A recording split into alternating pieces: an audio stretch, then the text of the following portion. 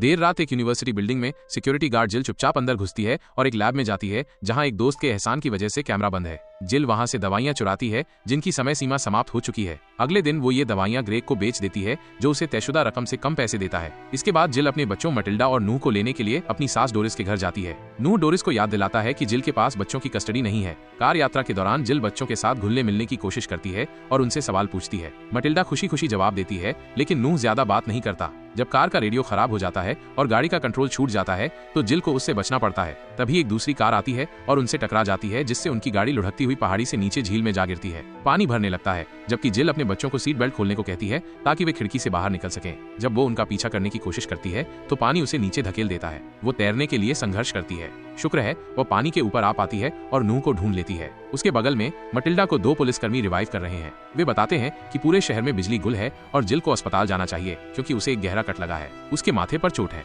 अस्पताल में परिवार ये देखकर हैरान रह जाता है कि और भी कई लोग घायल हुए हैं। कुछ लोग चर्चा करते हैं कि क्या हुआ और सोचते हैं कि ये एक आतंकवादी हमला है क्योंकि मामूली बिजली कटौती से कार्य प्रभावित नहीं होंगी। चूंकि जिल की चोटें मामूली हैं, डॉक्टर उसके घाव पर ध्यान केंद्रित कर रहे हैं। एक महिला चिल्लाती है और जिल एक चमत्कार के बारे में उस कमरे में भागती है कि सभी कोमा के मरीज जाग गए हैं। बाद में वे डोरिस के पास लौटते हैं जो उन्हें बताती है कि फोन काम नहीं कर रहे हैं और दुकानें क्रेडिट कार्ड स्वीकार नहीं कर रही हैं। दुर्भाग्य से जिल की सारी नकदी झील में है। इस स्थिति के कारण डोरिस जिल को अपने घर पर रात बिताने देती है। उस रात जिल सो नहीं पाती है, इसलिए वो लिविंग रूम में अपने बच्चों और अपने दिवंगत पति की तस्वीरें देखने जाती है। डोरिस उसके साथ शामिल हो जाती है क्योंकि वो भी सो नहीं पाती है और वे नींद की दवाइयों पर चर्चा करती हैं। जिल नहीं लेती है क्योंकि वो एक रिकवरिंग एडिक्ट है और डोरिस कहती है कि वे उसकी मदद नहीं करेंगे। जांच करने पर मटिल्डा और जिल को नूह भी जागा हुआ मिलता है। वे सितारों को देखने के लिए केवल उपग्रहों को देख रहे हैं। काम पर जाते समय जिल देखती है कि शहर में कोई नहीं सो पा रहा है, इसलिए वे खुद को व्यस्त रखने के लिए सड़कों पर घूम रहे हैं। वो ग्रेग से टकराती है जो और दवा खरीदने के लिए 2 गुना भुगतान करना चाहता है। हर कोई अनिद्रा के लिए कुछ खा रहा है और वे कुछ बेचने के लिए बेताब है, इसलिए वे कहती है कि अगर उसे कुछ मिल जाए तो वो कुछ बेच देगी। जब वो अंततः विश्वविद्यालय पहुंचती है तो उसे सुबह अपनी शिफ्ट के बाद कोई नहीं मिलता। जिल प्रवेश करती है। जिल एक्सपायर हो चुकी दवा लेने के लिए लैब जाती है और अचानक सशस्त्र सैनिकों से घिर जाती है। जिल उन्हें बताती है कि वो एक पूर्व कॉर्पोरल है ताकि वे पीछे हटें। तभी डॉक्टर मर्फी आता है और ये देखकर निराश होता है कि जिल दवा चुरा रही है, लेकिन वो उसके बहाने सुनना नहीं चाहता। सैनिक बताते हैं कि वे एक रिसर्च हब बना रहे हैं क्योंकि कल से बिजली जाने के बाद कोई सो नहीं पाया है। मर्फी जिल को शामिल होने के लिए कहती है, लेकिन जिल प्रस्ताव ठुकरा देती है। जाने से पहले मर्फी ब्रायन को हब का पता देती है और उसे अपने परिवार को लाने के लिए कहती है। ब्रायन जिल को बताता है कि उसे प्रस्ताव स्वीकार कर लेना चाहिए था और समझाता है कि नींद की कमी सभी को कैसे प्रभावित करेगी। जल्द ही उन्हें मतिभ्रम होगा, मोटर फेलियर होगा और अंततः उनके दिल रुक जाएंगे। केवल एक महिला सोने में कामयाब रही है और उसे ये जानने के लिए हब ले जाया गया है कि क्यों। जिल बताती है कि मटिल्डा सोते समय जाग रही थी और ब्रायन सोचता है कि क्या वो मर गई होगी। एक चिंतित जिल डोरिस के घर दौड़ती है, लेकिन उसे केवल नूह मिलता है जो बताता है कि डोरिस मटिल्डा को चर्च ले गई है। जिल कुछ चीजें इकट्ठा करती है और नूह को बताती है कि वो उसे उठा लेगी। वे अपनी बहन को लेने के लिए निकलते हैं, लेकिन ब्रायन उन्हें रोक देता है। वो मटिल्डा को हब में ले जाना चाहता है ताकि उस पर रिसर्च किया जा सके, लेकिन जिल मना कर देती है।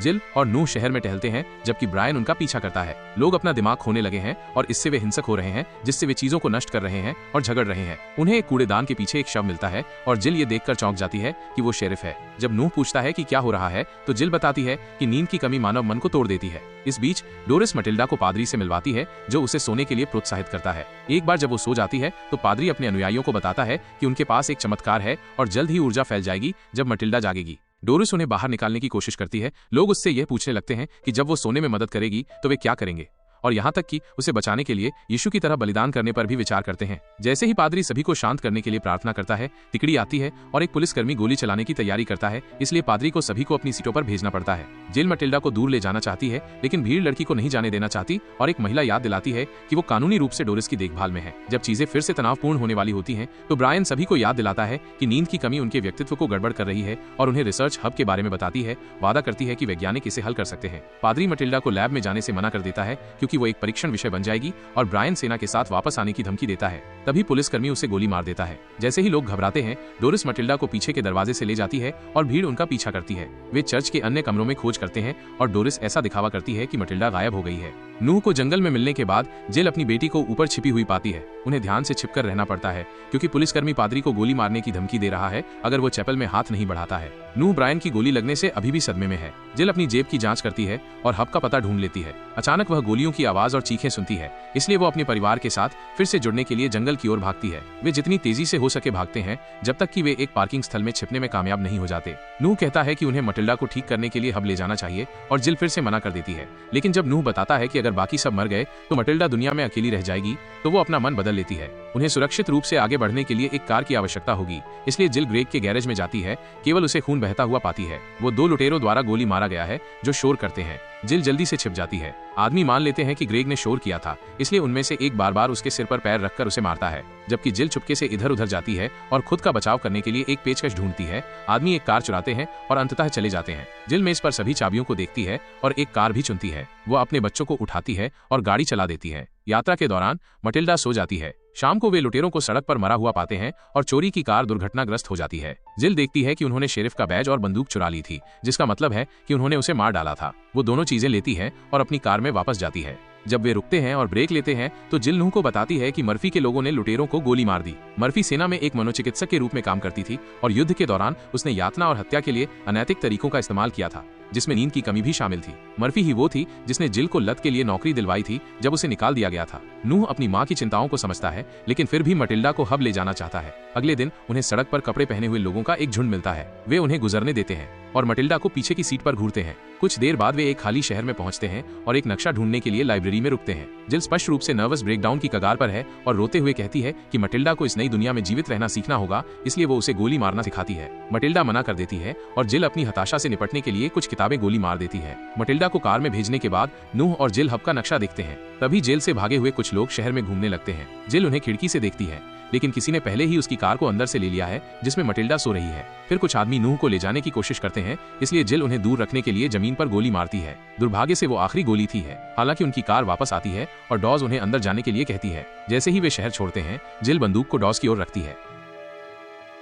डॉज उनसे पूछताछ करने की कोशिश करता है। वे विचलित हो जाते हैं और लगभग दुर्घटनाग्रस्त हो जाते हैं, लेकिन नूह उन्हें समय रहते चेतावनी देता है। डॉज अचानक कार रोक देता है और जिल से बंदूक छीनने का मौका इस्तेमाल करता है, जो उसे बताती है कि कोई गोली नहीं है। फिर डॉज चाबियां लेता है और जले हुए खेत की जांच करने जाता है। उसे कुछ नए कपड़े मिलते हैं और वो उन्हें पहन लेता है, जबकि नूह उसे बताता है कि वे इलाज ढूंढने की कोशिश कर रहे हैं। इस बीच जिल मटिल्डा को सिखाती है कि अन्य वाहनों से गैस कैसे लेनी है। जब डॉज वापस आता है तो वो जिल को बंदूक वापस कर देता है और उसे हब तक ले जाने के लिए सहमत हो जाता है, क्योंकि वो इलाज चाहता है। शाम को जिल मटिल्डा को गाड़ी चलाना सिखाने के लिए पहिए पर बिठाती है। हालांकि जब उन्हें एक कूड़े के ढेर से अवरुद्ध सड़क मिलती है तो उन्हें रुकना पड़ता है। पेड़ों के पास कुछ जंगली लोगों ने एक आदमी को पकड़ लिया है और उसे उल्टा लटका दिया है ताकि उसका खून निकाल सकें। एक डरी हुई जिल तुरंत कार का नियंत्रण ले लेती है और भागने की कोशिश करती है, लेकिन कार पिरामिड से टकरा जाती है और जंगली लोग खिड़की तक पहुंच जाते हैं। जैसे ही जिल कार को कूड़े के ढेर के चारों ओर घुमाती है, जंगली लोग अंदर पहुंच जाते हैं और परिवार को उन्हें बाहर रखने के लिए लड़ना पड़ता है। जब एक महिला मटिल्डा को बाल से पकड़ लेती है तो नूह उसे एक पेचकश से मारता है, जब तक कि वो उसे छोड़ नहीं देती। कुछ लोग जिल को पकड़ने और लगभग उसे बाहर निकालने का प्रबंधन करते हैं, लेकिन उसी क्षण जिल गैस पेडल दबाती है और वे अंततः भाग जाते हैं। जंगली लोग थोड़ी देर उनका पीछा करते हैं, लेकिन कार पकड़ने के लिए बहुत तेज है। 4 घंटे बाद समूह जंगल में हब के छेद देखता है। परिवार गाड़ी से उतरता है और डॉज को अलविदा कहता है, जो अकेले वाहन में रहता है। सड़क के पास एक पुराना झोपड़ा है, इसलिए जिल बच्चों को रुकने के लिए कहती है, जबकि वो पहले हब की जांच करती है ताकि ये सुनिश्चित हो सके कि ये सुरक्षित है। नदी पर रुकने के बाद तरोताजा होने के लिए जिल हब के पास जाती है और सैनिकों को शांत रहने के लिए इंजेक्शन लेते हुए देखती है। वो एक ट्रक के पुल पार करने का इंतजार करती है ताकि बिना देखे अंदर जा सके और सीढ़ियों पर कुछ गोलियां मिलती हैं। एक बार जब गार्ड चारों ओर घूमते हैं या अंदर जाते हैं तो जिल अंदर घुसने का प्रबंधन करती है और लैब में प्रवेश करने के लिए विश्वविद्यालय में उपयोग किया गया वही पासवर्ड इस्तेमाल करती है, जहां वो एक लैब कोट पहनती है। वो अननोटिस्ड होकर अंदर जाती है। अगले कमरे में उसे सो रही महिला मिलती है और दूसरा डॉक्टर मानता है कि वो रक्त के नमूनों के लिए यहाँ है। जिल महिला के हाथ पर घाव को देखते हुए ऐसा करना शुरू कर देती है। यह साबित करती है कि उसने दर्जनों बार प्रहार किया है। महिला शिकायत करती है और जिल वादा करती है कि वो उसकी मदद करेगी, लेकिन वह मटिल्डा की देखभाल करने के लिए भी कहती है यदि कोई और मर जाता है। भ्रमित महिला कहती है कि वो नहीं जानती कि वो क्यों सो सकती है, क्योंकि उसे महीनों पहले मरना था। उसी क्षण मर्फी जिल को ढूंढती है और ब्रायन और उसके परिवार के बारे में पूछती है, इसलिए जिल ऐसा दिखावा करती है कि उसने ब्रायन को नहीं देखा। मर्फी फिर से समझाती है कि उसने विश्वविद्यालय क्यों छोड़ा। मर्फी समझाती है कि उनके पास अभी तक कोई इलाज नहीं है, लेकिन उसने एक कॉकटेल बनाया है जो मानसिक तीक्ष्णता में मदद करता है, जो इंजेक्शन सैनिक ले रहे हैं। हालांकि ये कॉकटेल कुछ न्यूरोलॉजिकल क्षति का कारण बन रहा है।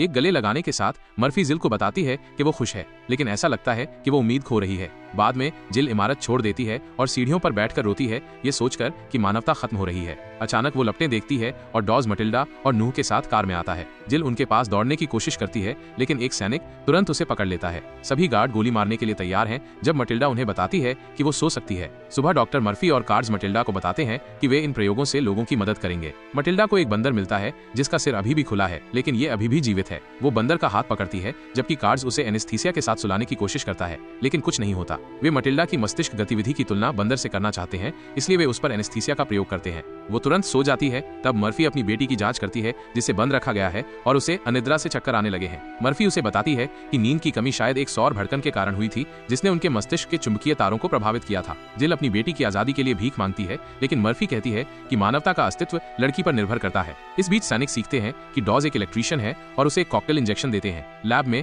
मटिल्डा देखती है कि सो रही महिला ने सांस लेना बंद कर दिया है। कार्ज एक डिफिब्रिलेटर का उपयोग करता है, लेकिन कोई फायदा नहीं हुआ और महिला मर जाती है। मर्फी फिर उसे मटिल्डा की मस्तिष्क गतिविधि की तुलना करने के लिए नूह को लाने के लिए कहती है। वापस जिल के पास वो मतिभ्रम करने लगी है। नूह उसके सामने आता है और उसे दूसरों पर अपने बच्चों को पालने के लिए निर्भर रहने का आरोप लगाता है, इससे पहले कि वो उसे गला घोटना शुरू कर दे। वो एक चाकू भी निकालता है, लेकिन उसी क्षण एक सैनिक कमरे में प्रवेश करता है और असली नूह को दूर ले जाता है, भ्रम को समाप्त करता है। जिल की अपने बेटे के लिए भीख को नजरअंदाज कर दिया जाता है। बाहर एक गार्ड सोचता है कि एक पाइन कोन एक ग्रेनेड है और बेतरतीब ढंग से गोली चलाता है। गोलियों की आवाज से अन्य सैनिक अपना दिमाग खो देते हैं और गोली चलाना शुरू कर देते हैं। वैज्ञानिक और साथी सशस्त्र आदमी। एक महिला जिल को देखती है और सोचती है कि वह उसकी पूर्व है, इसलिए वह आत्मविलोपन से पहले उस पर गोली चलाती है। शुक्र है पहली गोली चूक जाती है और इसके बजाय एक पाइप से टकराती है। इसके लिए धन्यवाद। जिल तार को तोड़ सकती है और खुद को मुक्त कर सकती है। नूह को ले जा रहा सैनिक भी अपना दिमाग खो देता है और लगभग उसे मार देता है, हालांकि डॉज समय रहते उसे रोकता है। जब आदमी को पता चलता है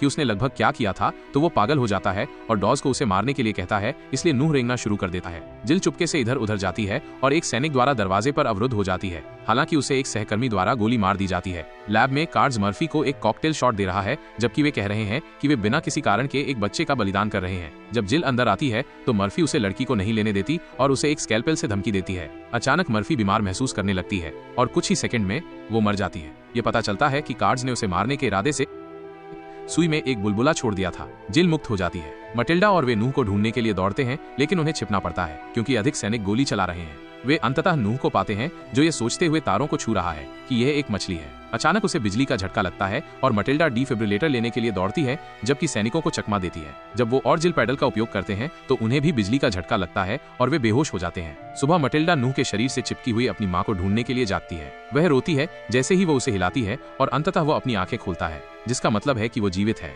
एक गार्ड तब बंदूक के साथ दिखाई देता है, लेकिन कुछ झिझक के बाद वो उन्हें जाने देता है। बाद में परिवार एक सैन्य कार में जाने के लिए तैयार हो जाता है। नूह जिल को बताता है कि वो सही थी, कि वो नहीं आना चाहती थी। इस बीच मटिल्डा डिफिब्रिलेटर को घूरती है और कुछ समझती है। नूह का दिल रुक गया था, जिसका मतलब है कि वो मर गया था और वो वापस आ गया था। सदमे से वो फिर से सो पाया। वो झील में मर गई थी और पुलिस उसे वापस जीवित कर गई थी। मटिल्डा निष्कर्ष निकालती है कि अनिद्रा से छुटकारा पाने के लिए उनका जीवन रीसेट होना चाहिए। चूंकि जिल मुश्किल से कार्यात्मक है, बच्चे उसे झील में ले जाते हैं और उसे तब तक पानी में धकेलते हैं जब तक वो मर नहीं जाती। फिर वे उसे CPR देते हैं और उसे वापस जीवित कर देते हैं।